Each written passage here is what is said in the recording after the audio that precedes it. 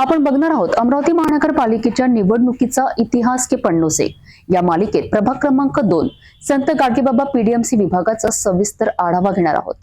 अमरावती महानगरपालिकेच्या प्रभाग क्रमांक 2 अर्थात संत गाडगेबाबा पीडीएमसी प्रभागाची एकूण लोकसंख्या आहे 26,952 इतकी। हा प्रभाग भौगोलिक आणि प्रशासकीय दृष्ट्या अत्यंत महत्त्वाचा मानला जातो।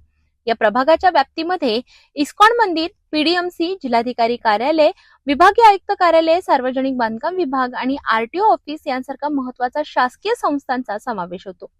तसेच रहिवासी क्षेत्रांमध्ये अप्पू कॉलनी, महालक्ष्मी नगर, गाडगे नगर, शिवाजी नगर, ख्रिस्त कॉलनी, वृंदावन कॉलनी, तपोवन नगर, राजमाता कॉलनी आणि तरुणबाग यांसारख्या अनेक प्रमुख वसाहतींचा समावेश होतो।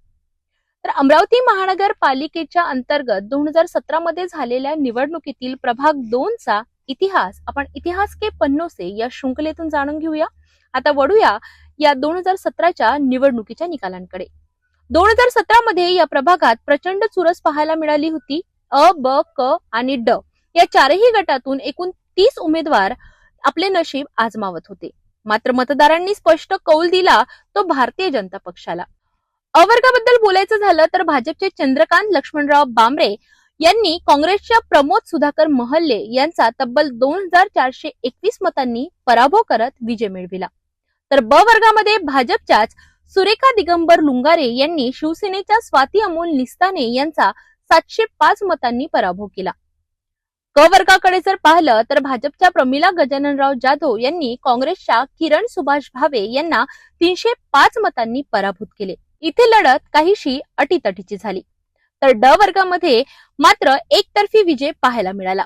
भाजपचे बाळूशंकर भुयार यांनी काँग्रेसचे अभय हिम्मतराव ढोबळे यांचा 4135 अशा प्रचंड मताधिक्याने पराभव केला। थोडक्यात सांगायचे तर 2017 मध्ये या प्रभागात भारतीय जनता पक्षाने क्लीन स्लीप तयार करत चारही जागा जिंकल्या।